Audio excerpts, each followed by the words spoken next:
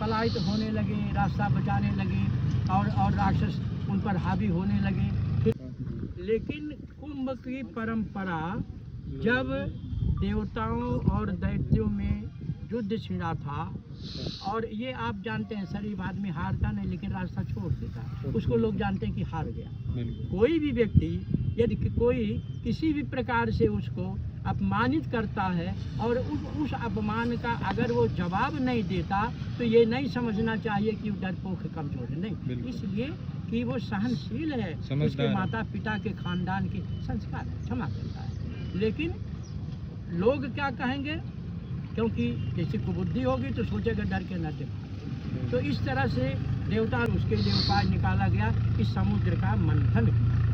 तो समुद्र का मंथन किया जाएगा तो उससे अमृत निकलेगा, तो अमृत से देवता पी के अमर हो जाएंगे।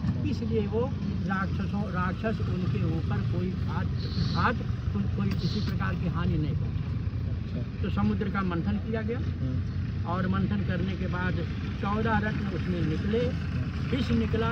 तो फिर दुनिया घबरा गई, लगा सृष्टि का एकदम से विनाश हो जाएगा। उसके लिए भोले बाबा का आह्वान किया गया। भोले बाबा जो है विष का पान किए संसार की रक्षा के लिए, और जब अमृत निकला तो राक्षस देवताओं से लड़ने लगे बंटवारा के लिए कि घमासान हो गया। तो उसके लिए रास्ता निकाला गया। भगवान विष्णु माता रानी का स्वरूप धारण करके यानी स्त्री का वितरण करने लगे। तो उसी समय जब राक्षस लोग उपद्रव करने लगे तो उस अमृत को लेकर के गरुड़ जी महाराज वहाँ से दूर हटने लगे। उसी समय जो है घड़ा हिला तो 3 बूंद अमृत गिरे 3 जगह, और 3 से ऐसा कहा गया कि उसका पात्र भी गिरा तो 5 जगह। तो उसी स्थान पर कुंभ लगता है।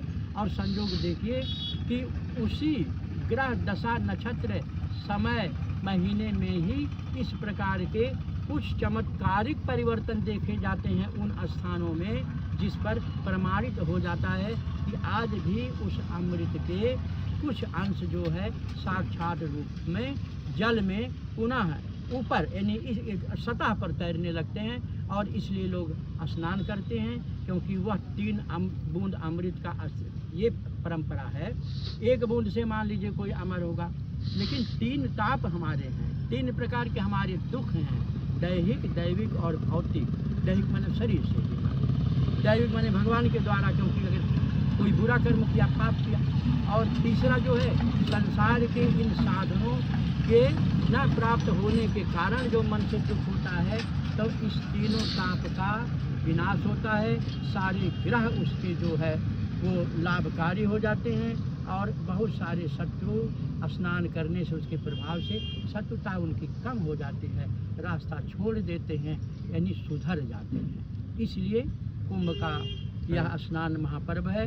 उसमें भी तीर्थराज प्रयाग में अर्धकुंभ यानी 2 कुंभ लगते हैं, 6 साल अर्धकुंभ बाद महाकुंभ, ये महाकुंभ है। और स्थान पर जो है केवल कुंभ का ही स्नान होता है।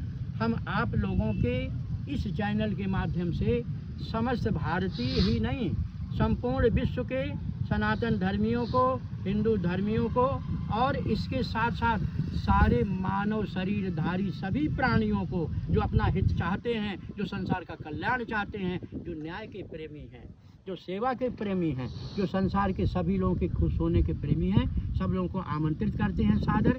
मैं जगत गुरु स्वामी ओंकारानंद सरस्वती ज्योतिर्मठ बद्रीनाथ से कि आप आके स्वयं इस कुंभ में स्नान करें और इस कुंभ का दर्शन करें। इस कुंभ में हमारे सभी शंकराचार्य, सभी धर्माचार्य, सभी जितने बड़े साधक और सारे भक्त लोगों का दर्शन करें, सबसे आशीर्वाद लें। आपका जीवन शुभ हो, मंगलमय हो, आपको धन धान संतान पद प्रतिष्ठा रक्षा सुरक्षा भगवान की कृपा सदा प्राप्त होती रहे। आपकी जय जयकार हो। इन्हीं शब्दों के साथ भारत माता की जय बोलते हुए सबको पुनः आशीर्वाद देते हुए वाणी को विराम देते हैं, निवेदन के साथ कि आप लोग पुनः आप पधारें इस महाकुंभ में और स्वयं इसकी अनुभूति करें, क्योंकि इसका वर्णन किया नहीं जा सकता जितना इसका महत्व है और जितना सब कुछ आने के बाद मिलता है। महाराज जी कितने स्नान होंगे इस कुंभ में?